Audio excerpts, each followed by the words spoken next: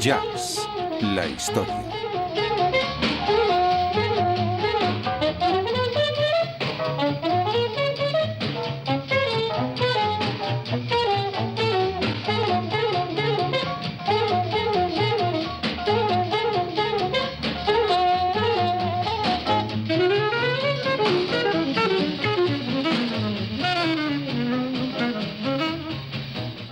El bebop era una música brillante pero exigente, complicada, rápida y furiosa.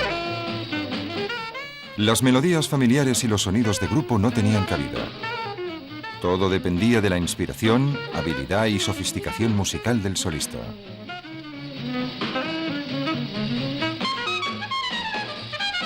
Algunos oyentes estaban francamente perplejos.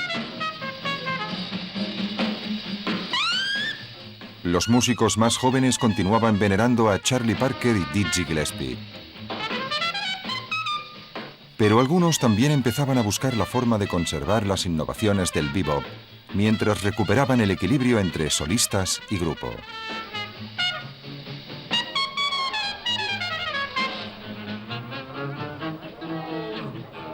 La audiencia puede ampliarse, dijo el pianista, adaptador y compositor John Lewis, si reestructuramos nuestro trabajo con estructura.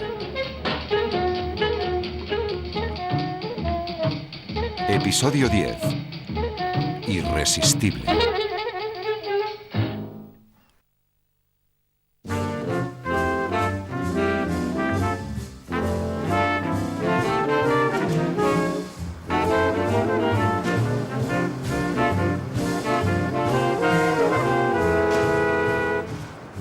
En el otoño de 1949, una importante corriente de músicos hacían cola dentro y fuera de un edificio de apartamentos junto a una lavandería china en la calle 55 oeste de Nueva York.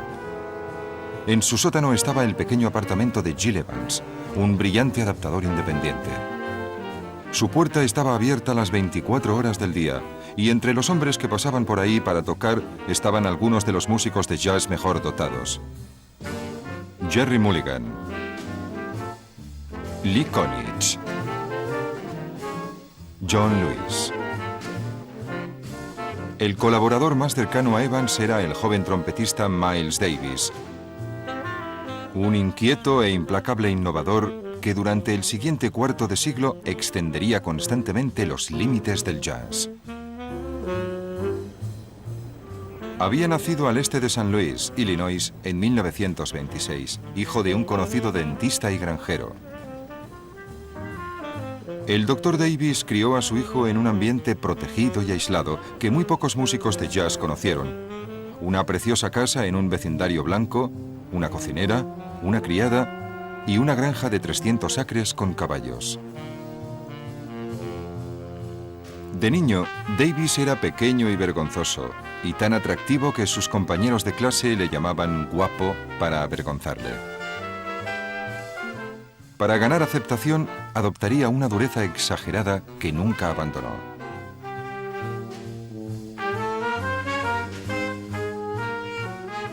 Cogió la trompeta a los 13 años. Y cuando tenía 18, era lo suficientemente bueno para sentarse con Charlie Parker y Dizzy Gillespie cuando pasaron por San Luis. La primera vez que escuchó a Parker, Miles Davis dijo: «En ese momento decidí que tenía que dejar San Luis y vivir en Nueva York». Y enseguida se encontró tocando regularmente con su ídolo.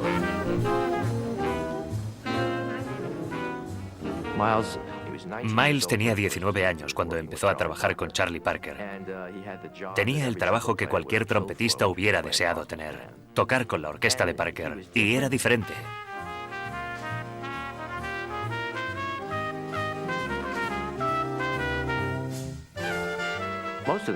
La mayoría de los músicos importantes reconocían enseguida que tenía un lirismo maravilloso, muy inusual y que sonaba como nadie. Pero tuvo que inventar un estilo porque no tenía la virtuosidad de Dizzy Gillespie. Así que empezó a crear un estilo que estuviera basado más en el timbre que en la melodía. Tocar muy pocas notas, pero hacer que fueran las notas correctas. Crear una sensación de sentimiento. Davis tenía solo 23 años en 1949 cuando apareció por el apartamento de Gil Evans.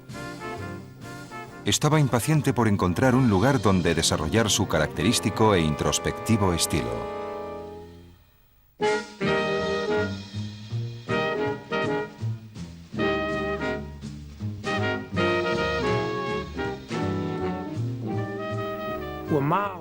Miles tiene que encontrar un sonido y un estilo que tenga el lado más delicado de su naturaleza. Todavía sigue teniendo esa dureza y esa solidez, así que su sonido no es meloso o suave.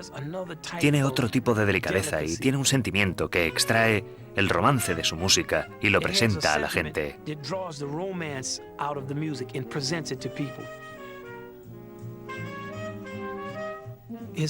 Su sonido es muy tierno para ser de un hombre.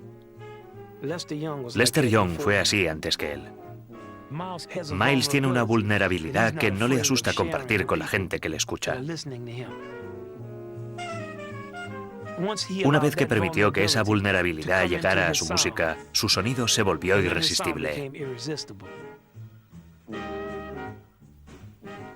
Davis y Evans formaron un grupo de 9 músicos, poco convencional, que incluía una tuba y una trompa.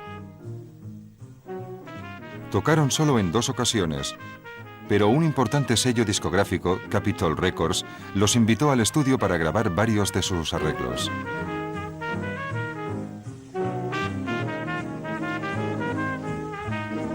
Capitol, con el tiempo, publicó sus melodías en un álbum de larga duración llamado Birth of the Cool.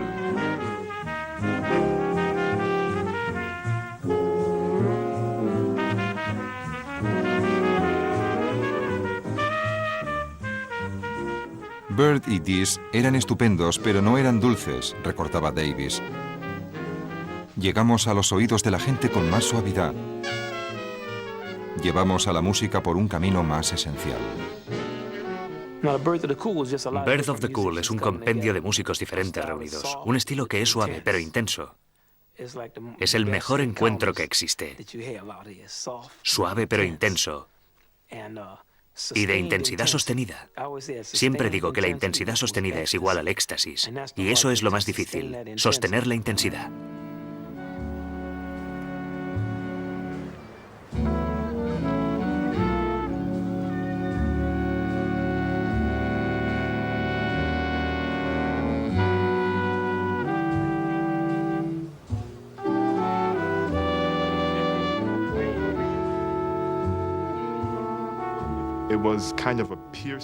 Era una especie de sonido penetrante.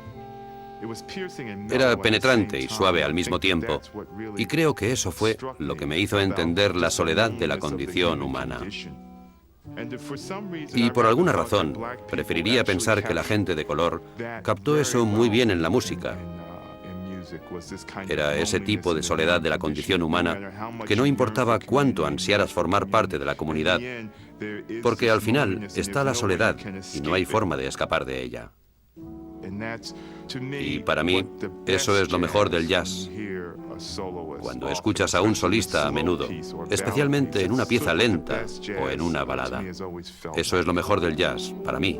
Siempre lo he sentido de ese modo.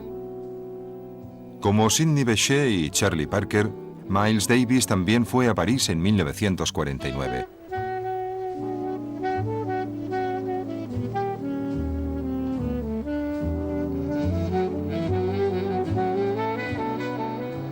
El viaje cambió mi forma de ver las cosas para siempre, recordaba Davis. París fue donde entendí que todos los blancos no eran iguales.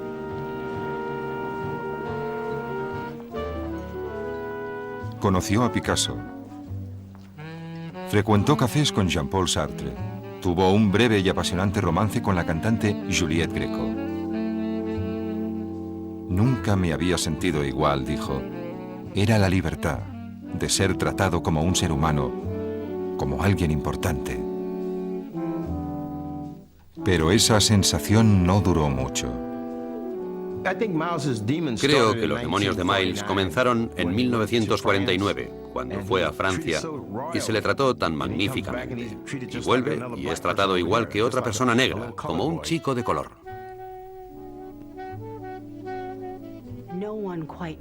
Nadie sabe dónde estaban los demonios de Miles Davis. Creciendo en ese mundo cuidadosamente retirado, donde se te ha tratado como a una criatura privilegiada.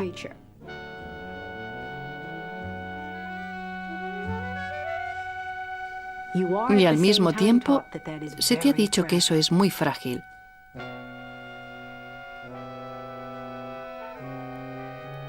Y que podrían arrebatártelo en cualquier momento. Pero tú eres un príncipe o princesa en ese mundo. Creo que la combinación de derechos e intolerancia, los ataques de intolerancia y prejuicios raciales, fueron algo absolutamente nefastos. También la necesidad, en cierta manera, de mostrar una imagen de lo que debería ser un verdadero negro duro de la calle.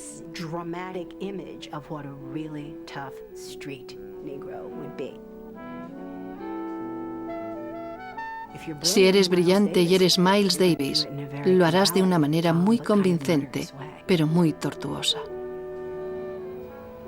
Algunas semanas después de su vuelta de Europa, incapaz de liberarse de la sensación de que pertenecía a París e incapaz de encontrar trabajo, Miles Davis también se enganchó a las drogas. Primero esnifando heroína, luego inyectándosela directamente en las venas.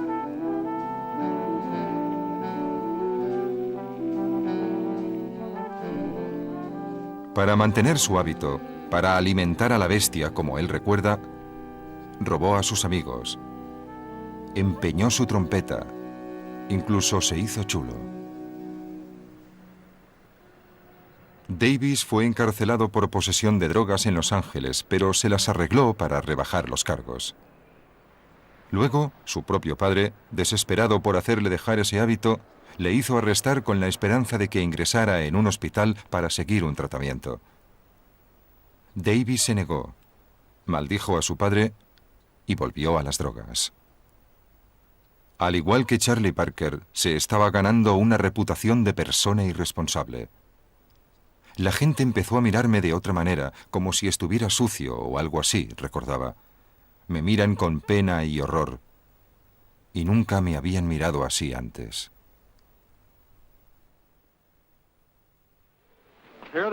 Aquí están. Este es Charlie Parker y el famoso Dizzy Gillespie. En 1952, Charlie Parker y Dizzy Gillespie, que todavía les gustaba tocar juntos, aceptaron un premio de la revista Downbeat en el nuevo medio, la televisión. Y Diz, este es para usted, de Downbeat, por ser uno de los mejores trompetistas de todos los tiempos. Felicidades, Diz. Quiero decir, Dizzy. Me parece que me he puesto un poco informal. ¿Tienen algo que decir? Dicen que la música expresa historias, así que preferimos expresar nuestra opinión de esta manera si no le importa. A todo el mundo le parece bien, si de verdad quieren hacerlo.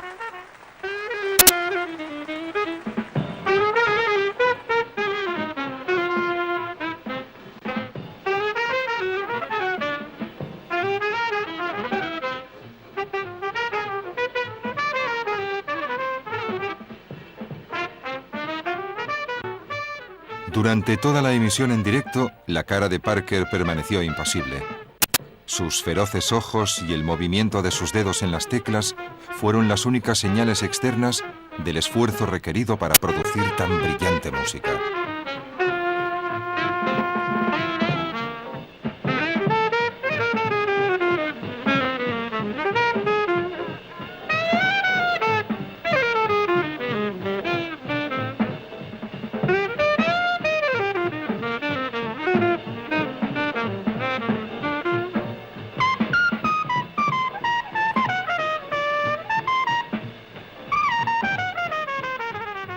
La influencia del bebop ahora parecía estar en todas partes, alterando el jazz de maneras que incluso Parker y Gillespie no podían haber imaginado.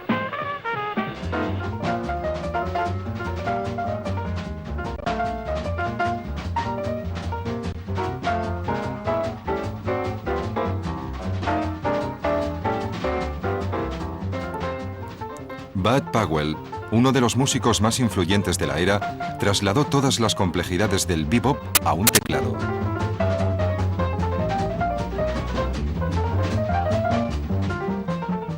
Un pianista dijo que Powell incluso sobrevoló a Byrd y superó a Dizzy.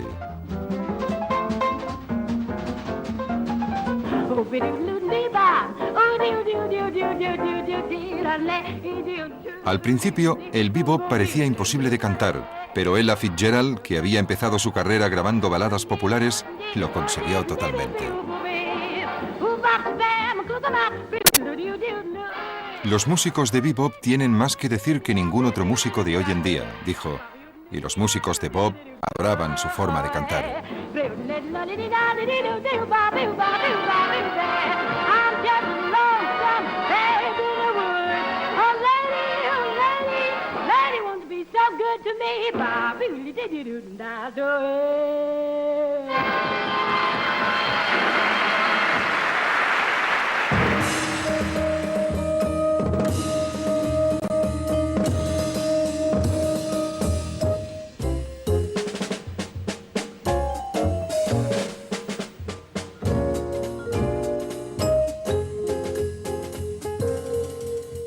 El pianista John Lewis también adoraba la música de Charlie Parker, pero aborrecía la degradada influencia de su mala vida y el uso de las drogas.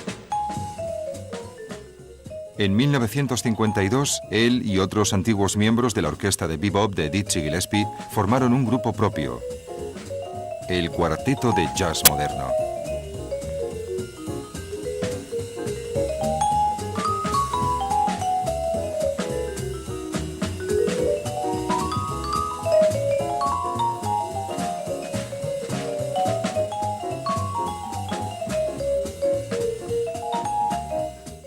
El cuarteto ensayaba meticulosamente. A menudo llevaban smoking en el escenario. Se negaban a bromear con la audiencia. Preferían la tranquila sala de conciertos a los estridentes nightclubs. Mucha gente cree que los músicos de jazz son drogadictos, dijo el vibráfono Milt Jackson. Pero hemos demostrado que no es así. Al igual que su ídolo, Duke Ellington, John Lewis insistía en que su música fuera presentada siempre con dignidad.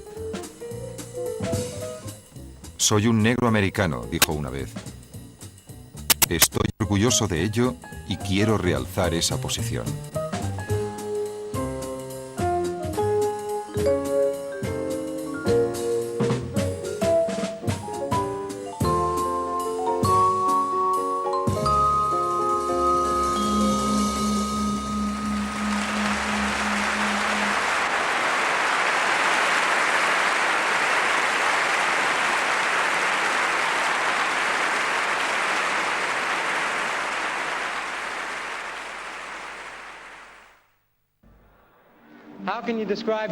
¿Cómo describirían el jazz? Bueno, hay todo tipo de definiciones, pero principalmente suena así.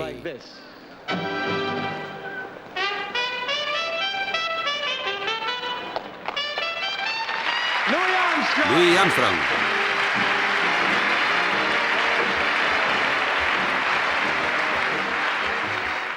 Para muchos músicos de bebop, la música de Louis Armstrong parecía estar totalmente fuera de lugar. Eso suena realmente bien, Louis. Una petición. Quiero escuchar el Whisper Puff Song. ¿Quiere oír una de las viejas versiones de Verland? Sí, estoy listo. El Louis, propio porque ya Dizzy me conoces Gillespie lo entre había una tratado tecla una vez toda como una vieja gloria. Pero el bebop también tenía sus críticas y Armstrong, en una famosa aparición en el Hollywood Bowl, se rió de la distintiva gorra de Gillespie y de la nueva música.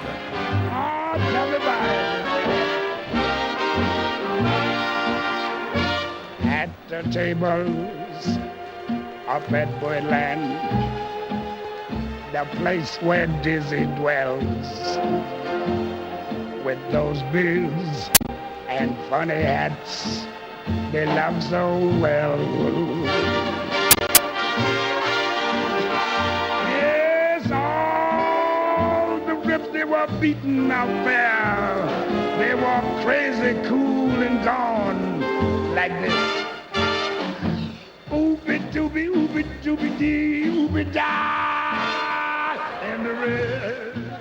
El bebop y la reacción que provocaba abrió una enorme brecha en el jazz, politizando la música como nunca se había hecho.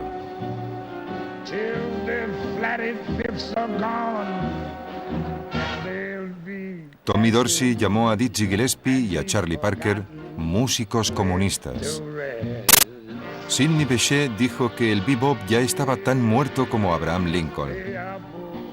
Roy Eldridge fue más práctico y quizás más honesto. Los bebopers son buenos, dijo, pero cierran más clubes que abren.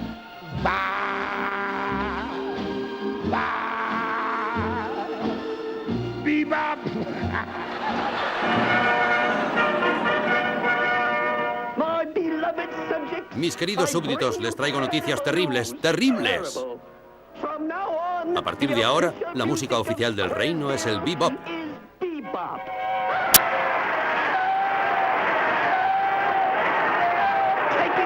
Llévense esto.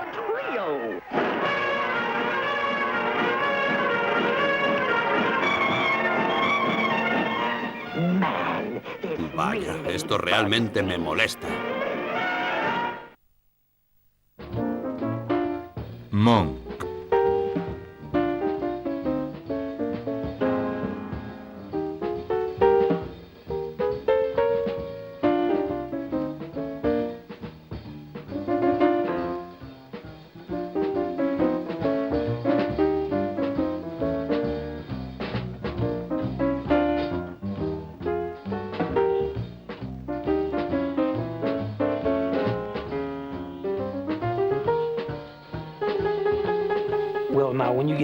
Cuando llegas a Monk, es mi músico favorito. Es como alguien que es el más viejo y más sabio de entre los sabios que hayan existido, pero alguien que tiene 5 años.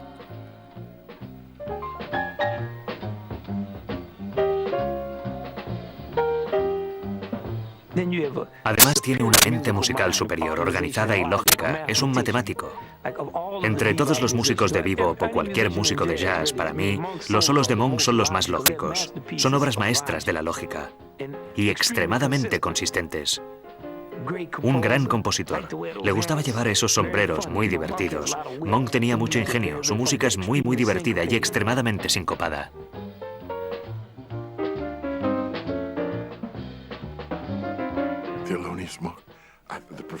Thelonious Monk, el maestro del sombrero, hizo cosas extrañas con el piano.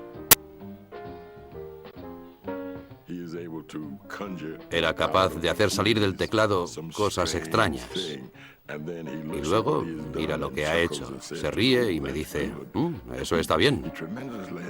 Y disfruta tremendamente de su propia capacidad y no duda en compartirla contigo.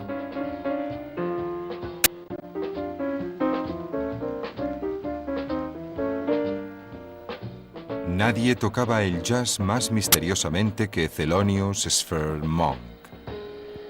Y pocos crearon música más memorable.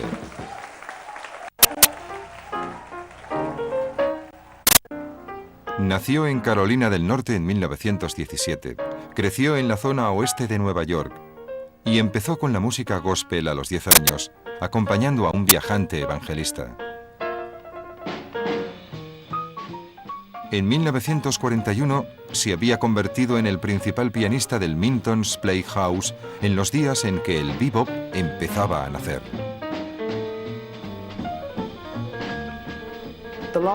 Thelonious Monk es uno de los pianistas de jazz que apareció y encontró esas notas en mitad de una escala diatónica, que era en lo que estaba basada la música del oeste. Para mí, Thelonious profundizó dentro de eso y fue capaz de comunicar esos pequeños intervalos que existían ocultos. Era un hombre muy reservado que tocaba con los dedos extendidos, en un único estilo percusivo.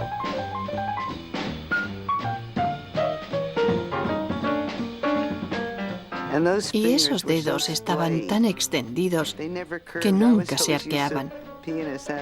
Yo estaba acostumbrada a pianistas con manos hermosamente arqueadas, Pero Thelonious lo hacía de esa manera y esperaba un minuto antes de tocar una de esas notas y yo decía, oh Dios mío, va a hacerlo. Y nunca había una continuidad de música fluyendo, pero él estaba con los dedos estirados y pensaba, voy a darle a esa. Y yo solía sentarme ahí y decir, ¿a dónde va a ir a parar? ¿A dónde va? Y siempre lo hacía bien, siempre aterrizaba con la nota correcta. Al principio, los oyentes solo reparaban en las excentricidades de Monk. Tenía su propia forma de vestir. A menudo se pasaba días sin hablar con nadie. Tocaba las notas con los codos de vez en cuando y a veces se levantaba en mitad de la actuación y bailaba en un aparente éxtasis.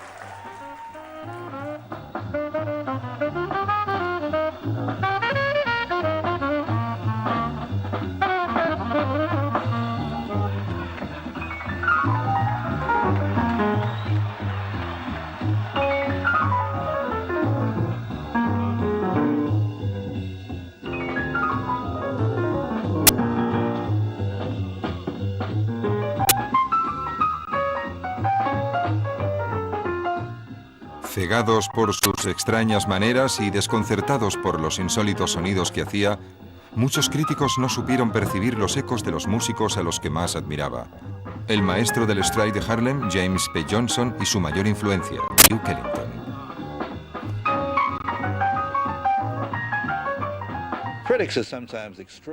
Los críticos son a menudo extraordinariamente obtusos. Dicen que quieren oír cosas nuevas, pero las cosas nuevas les molestan, porque no pueden clasificarlas. Y Monk era muy criticado en el Downbeat y otras revistas del jazz, y eso afecta en tu trabajo. Él y Ellington son los dos mejores compositores que ha tenido el jazz. Y si Thelonious Monk hubiera tenido una personalidad diferente y hubiera tenido la habilidad de organizar un grupo igual que hiciera Duke Ellington, hubiera sido mucho más famoso y su música hubiera sido mucho más conocida. Raramente tocaba la música de otro, explicó, porque estaba dispuesto a crear un estilo propio. Durante años, muchas de sus melodías se hicieron muy populares. El tema de la calle 52, Straight No Chaser y Round My Neck.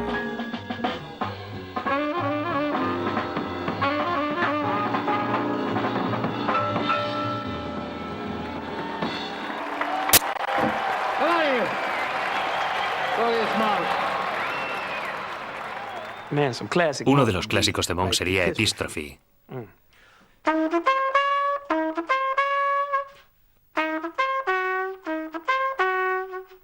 Y entonces al puente ya hace...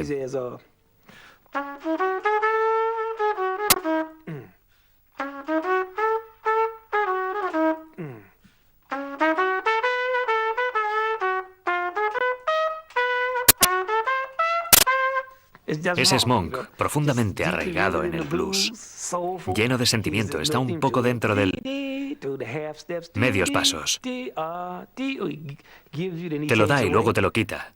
Luego te lleva hasta el... deja un poco de espacio.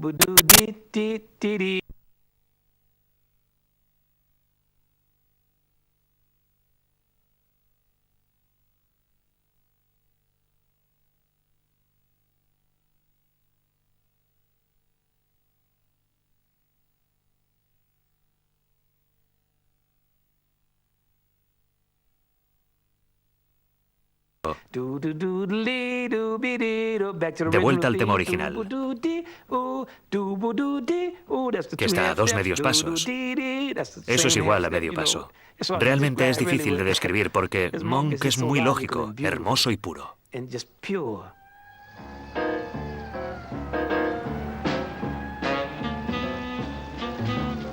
En 1951, la policía de Nueva York encontró narcóticos en un coche aparcado en el que se encontraban él y el pianista Bud Powell. Las drogas pertenecían a Powell. Y cuando Monk se negó a testificar en contra de su amigo, se le negó la cabaret card.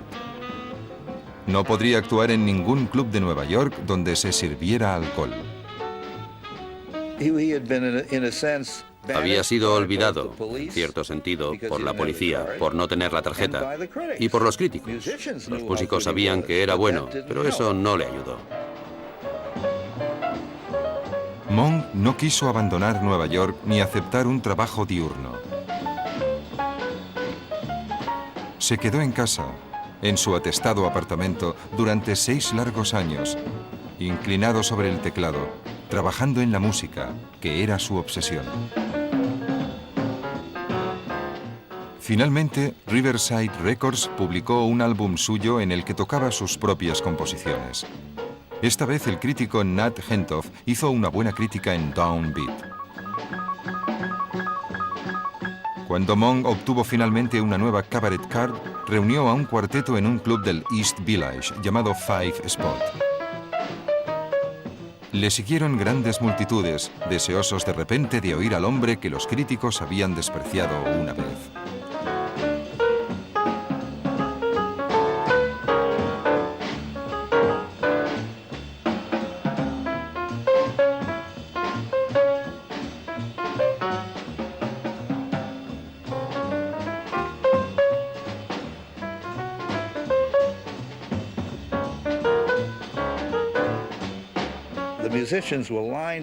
Los músicos tocaban con compases de 2x3.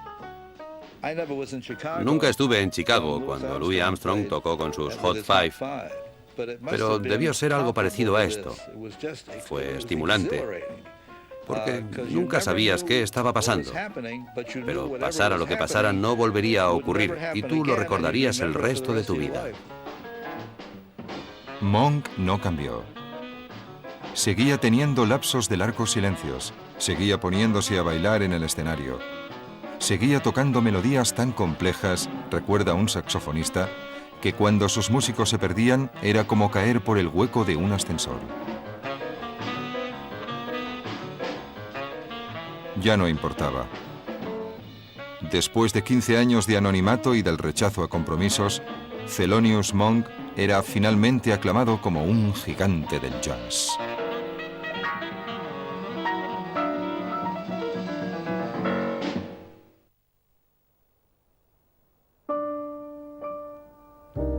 Autumn in New York,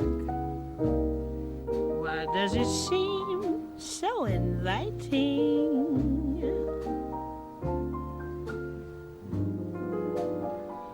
Autumn in New York, it spells the thrill of first nighting. Sin duda alguna, mi canción favorita era Otoño en Nueva York, de Billie Holiday. Cuando se la oigo cantar, me dan ganas de ponerme a llorar. Es la interpretación más hermosa de Otoño en Nueva York que he oído en toda mi vida. Le he dicho a mi esposa, cuando me muera quiero que pongas eso. Su versión de Otoño en Nueva York es hermosa.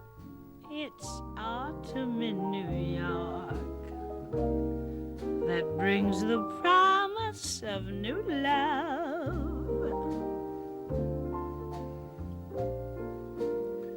Autumn in New York is often mingled with pain.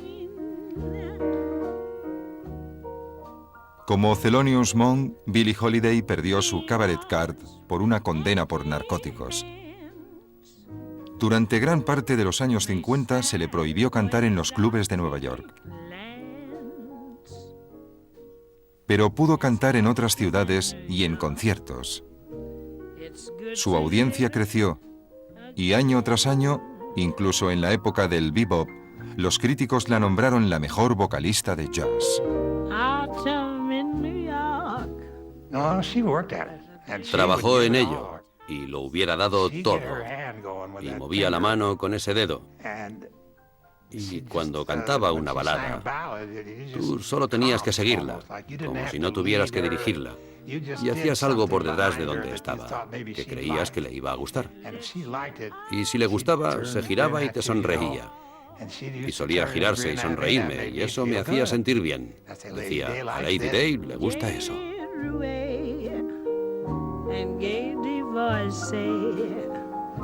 who lunch at the Ritz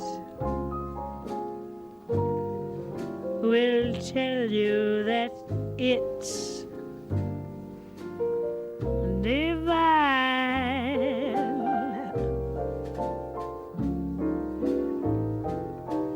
This autumn in New York transforms the slums into Mayfair. Her voice was already, Su voz ya había mermado, but it had diminished pero to the no había point she disminuido hasta el couldn't punto sing de no poder cantar. You'll need no castle in Spain. She had lived inside her voice Había vivido long con esa enough, voz el experienced tiempo so much, suficiente that at this y la point había her trabajado limitations tanto turned que en out ese to momento make her sus the limitaciones la convirtieron greatest kind of en la virtuoso. mejor en ese tipo de habilidad. On benches in Central Park, greet autumn in New York. It's good to live it again.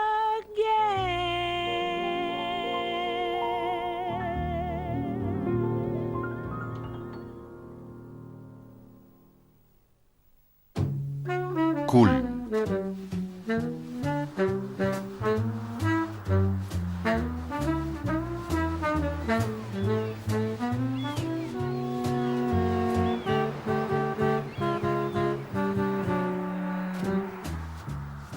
Cientos de miles de americanos se mudaron a California después de la guerra, impacientes por empezar su nueva vida en una nueva tierra de oportunidades. También se encontrarían con una nueva variación del jazz.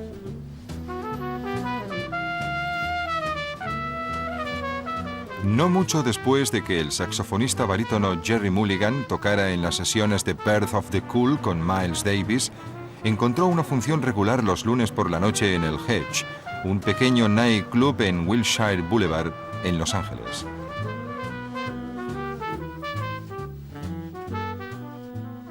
Gerry Mulligan reunió un cuarteto con Chet Baker en la trompeta, Chico Hamilton en la batería y Bob Whitlock en el contrabajo. Y la banda era tan serena y sonaba como el océano Pacífico. Era como notar las olas y la brisa sobre la costa oeste, que los jóvenes la adoraban. Se hizo muy popular en los campus. La revista Time escribió un artículo sobre eso y en poco tiempo surgía un nuevo movimiento cool jazz o West Coast. El grupo más conocido de West Coast era el cuarteto dirigido por Dave Brubeck. Había llevado una orquesta integrada en el ejército durante la Segunda Guerra Mundial. Luego había vuelto a la universidad para estudiar música con el compositor francés Darius Milhaud. Darius Milhaud dijo: viaja por el mundo y mantén tus ojos abiertos y aprende de todo lo que escuches de otras culturas y llévalo al idioma del jazz. Así que cuando estuve en Turquía y escuché a los músicos turcos tocar este ritmo, les dije: ¿qué ritmo es este? Un 2, un 2, un 2, un 2, 3. Antes de terminar el compás, todos estaban haciendo... y estaban tocando 9/8, todas improvisadas, como si fuera un blues americano. Y pensé: vaya, un montón de gente puede improvisar una novena. ¿Por qué no aprendo yo a hacer esto? La carrera de Brubeck casi había terminado en 1951, cuando se hirió gravemente en el cuello en un accidente de natación. Desde entonces se vio obligado a cambiar su estilo de teclear, utilizando acordes en vez de pasajes de una sola nota. Ese estilo estaría perfectamente complementado por la forma de tocar de su saxofonista alto, Paul Desmond.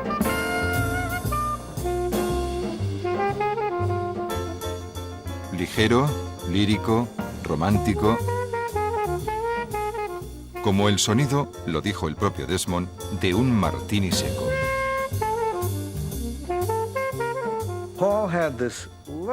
Paul tenía un maravilloso sonido alto.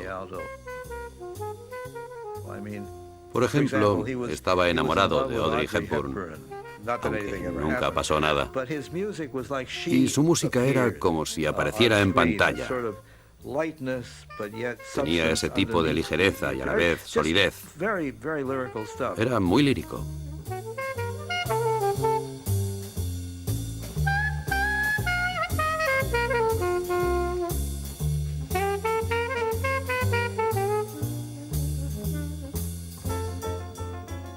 Cada hombre hizo mejor al otro.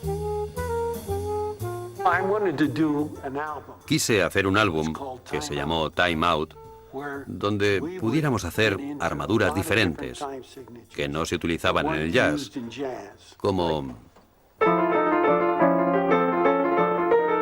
Eso es... Y le pedí a Paul que hiciera algo en 5. En el siguiente ensayo, Desmond presentó varias melodías originales. Le miré y le dije, Paul, si tomas el primer tema, que es...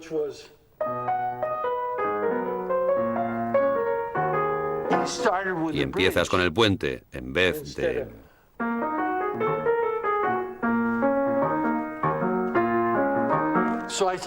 Así que le dije, ahora pon ese tema primero, repítelo y luego pasa al puente. Así fue como nació Take 5.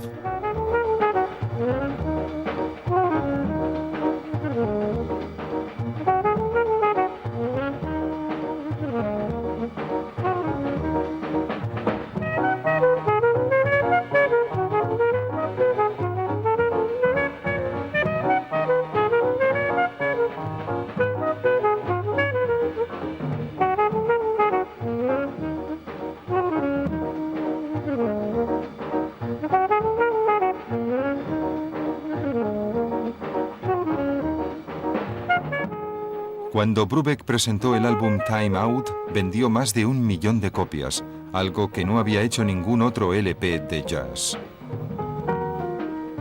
Tanto seguidores negros como blancos seguían al cuarteto de Brubeck, que fue nombrado el grupo favorito de los lectores del Pittsburgh Courier.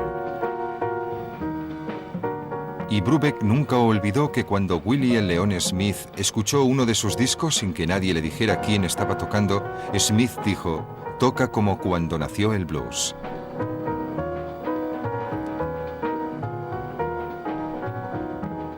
Nadie entendió mejor que el propio Dave Brubeck la deuda que le debía a las primeras generaciones de músicos negros. En noviembre de 1954 estaba de gira con Duke Ellington, un hombre al que consideraba el mejor compositor de América, y un amigo, cuando la fotografía de Brubeck apareció en la portada del Time. Llamaron a la puerta de mi habitación del hotel a las 7 de la mañana, y era Duke. Y me dijo, Dave, estás en la portada de la revista Time. Y mi corazón se paralizó, porque quería estar en la portada, pero después de Duke. No quería estar en la portada antes que Duke, porque contaban historias de nosotros dos. Lo peor que me podía pasar era salir antes que Duke. Y me entregó la revista y me dijo, toma.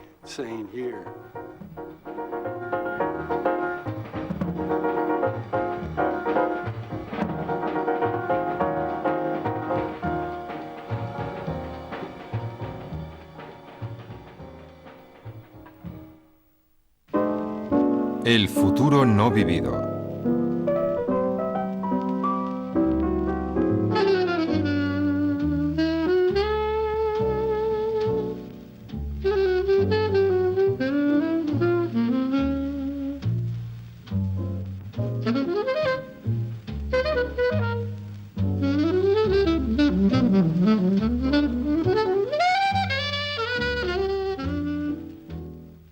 Mientras Charlie Parker se consumía lentamente, desmembrándose a sí mismo con una suave cuchilla de afeitar en un escenario iluminado, su público reaccionaba como si él estuviera haciendo lo mismo que esos saxofonistas que daban un espectáculo en el escenario.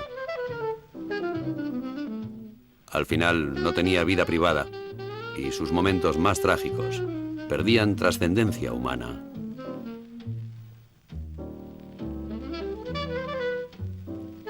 Ralph Ellison.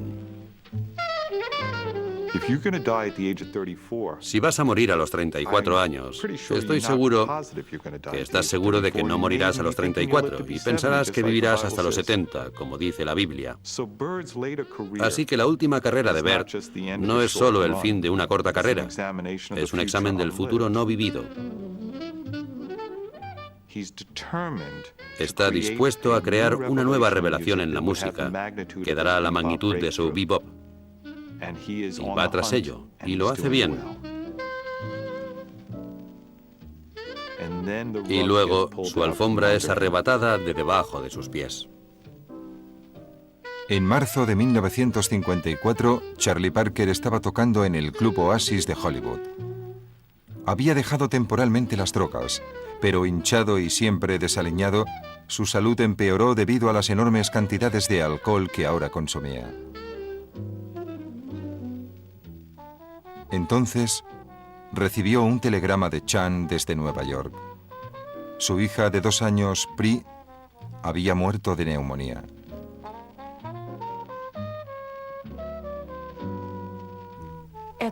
Desde el momento que nació Pri,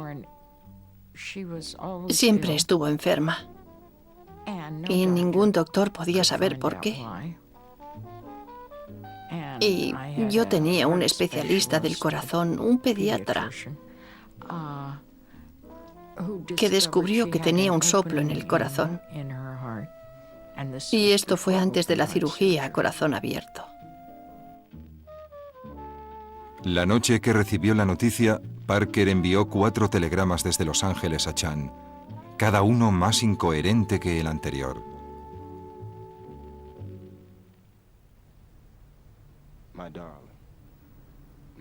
Cariño, la muerte de mi hija me ha sorprendido más que a ti. No prepares el funeral hasta que llegue ahí. Debo ser el primero en entrar en la capilla. Perdóname por no estar ahí contigo mientras estás en el hospital. Sinceramente tuyo, tu marido, Charlie Parker.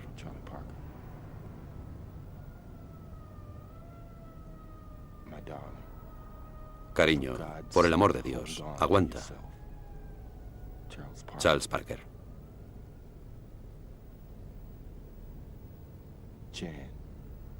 Chan, ayuda.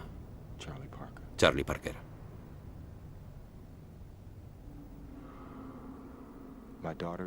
Mi hija ha muerto. Lo sé. Estaré ahí lo antes posible. Mi nombre es Bert. Se está muy bien aquí. La gente ha sido muy buena conmigo. Enseguida voy. Tranquila. Déjame ser el primero en acercarme a ti. Soy tu marido. Sinceramente, Charlie Parker. Para mí, recibir esos telegramas fue horrible. Estaba en estado de shock. Me estaban dando tranquilizantes. No quería desprenderme de su bata con la que fue hospitalizada y entonces cada hora recibía otro telegrama y eso fue horrible para mí. Horrible. Estoy segura de que Bert no se daba cuenta de que estaba pasando por su propio sufrimiento. Consiguió sobrellevar el funeral, pero ahora parecía incapaz de permanecer entero. Un contrato con una sección de cuerda en el Birland terminó en desastre cuando bebió demasiado e intentó despedir a la orquesta. El manager lo despidió a él.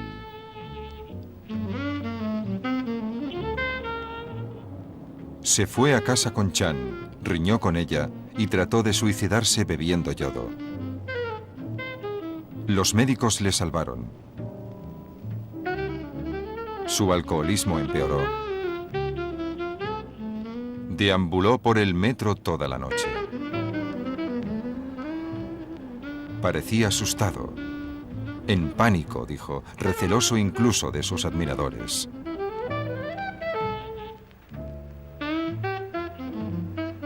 Solo han venido para ver al yonki más famoso del mundo, le dijo a un amigo.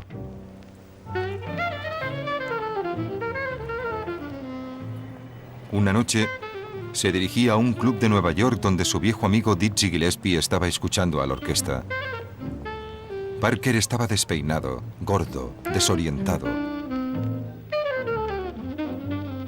¿Por qué no me salvas, Diz? No paraba de decir, ¿por qué no me salvas? No sabía qué hacer, recordaba Gillespie. Simplemente no sabía qué decir. Parker salió tambaleándose a la calle. Estoy seguro de que intentó recuperarse muchas veces, pero bebía y eso no le ayudó. Y yo había alquilado una trompa y la usaba. Y una noche estaba cogiendo un taxi y yo había bebido demasiado. Y Bert me ayudó a entrar en el taxi y me dijo, déjame esto. Y me cogió la trompa. Y 2 o 3 días después, cuando le vi, ya no la tenía. La había empeñado. Y yo me enfadé un poco con él. Así que yo estaba tocando en el Open Door ese domingo por la noche y se presentó para verme tocar. Y recuerdo esa noche. Me invitó a llevarme a casa después del trabajo y le dije, no importa, cogeré un taxi, porque todavía estaba enfadado con él.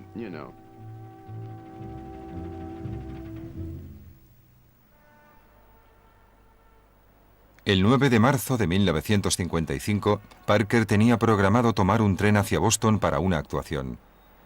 De camino se detuvo en el Hotel Stanhope en la Quinta Avenida. Era la casa de su amiga, la baronesa Panínica de Conigwater, un miembro de la familia Rothschild y una generosa seguidora del jazz. Parker estaba muy enfermo y ella llamó a un médico. Llamó a un médico y el médico le dijo, este hombre necesita ser hospitalizado, y Bill se negó a ir al hospital. Creo que se daba por vencido. Su corazón se dio por vencido. Creo que la vida había sido muy difícil para él. Parker accedió a quedarse con la baronesa hasta que se sintiera mejor. 3 días después, el sábado 12 de marzo, Charlie Parker aparecía en el programa de variedades de los hermanos Dorsey.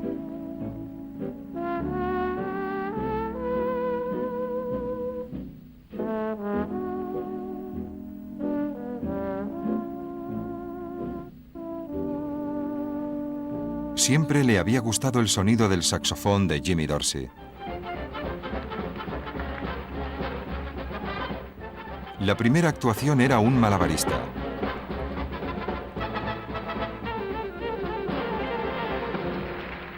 Parker se rió, se atragantó y después se desmayó. Cuando llegó el médico, ya había muerto. La causa oficial fue neumonía, complicada por cirrosis en el hígado. Pero simplemente se había rendido. El juez de instrucción estimó su edad entre 55 y 60 años. En realidad tenía 34 años.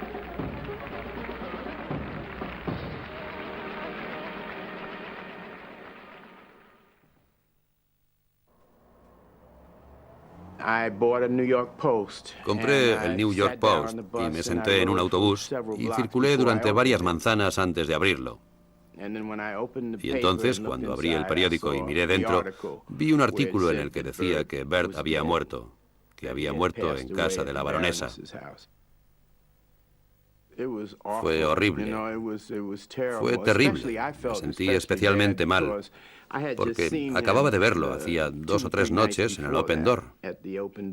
Y estaba enfadado por lo de la trompa. Y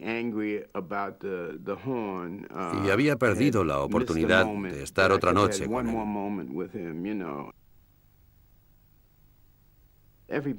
Todo el mundo estaba conmocionado cuando Bert murió. Yo no fui a su funeral, no podía, simplemente no podía formar parte de aquello.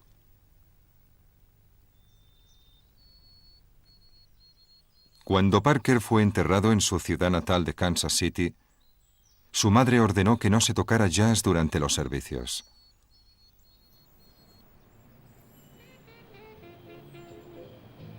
Para entonces, sus más ávidos seguidores ya habían cubierto las paredes de Greenwich Village con el eslogan Bird vive.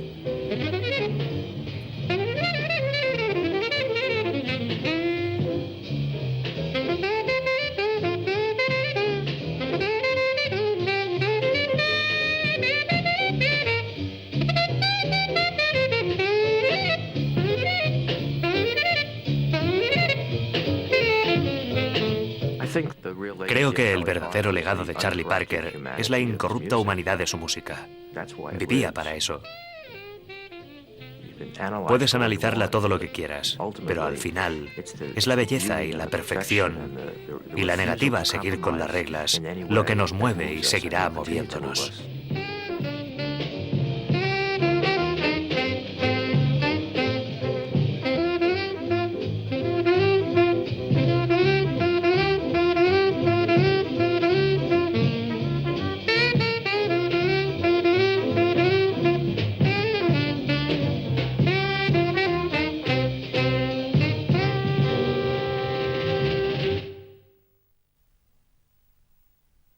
Coda.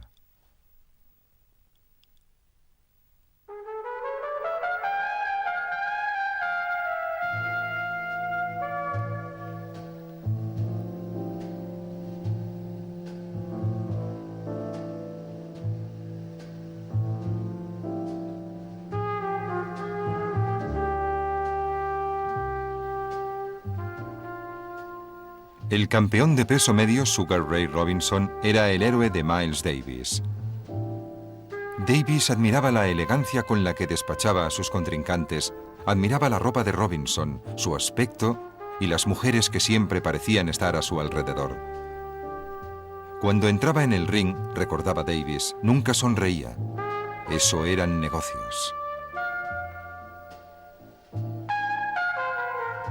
Inspirado por la seriedad de Robinson con su trabajo y finalmente cansado de la vida que su propia adicción le estaba obligando a llevar, Davis se propuso en 1954 dejar su hábito. Sorprendentemente, decidió hacerlo él solo. Acababa de terminar un contrato con Max Roach en Hollywood y viajó en autobús por medio continente hasta la granja de su padre, a las afueras del este de San Luis. Su padre le dijo que no podía hacer nada por él excepto ofrecerle su amor. El resto, le dijo, tienes que hacerlo tú. Davis lo hizo. Se mudó a un apartamento de 2 habitaciones en el segundo piso de la casa de invitados de su padre y cerró la puerta.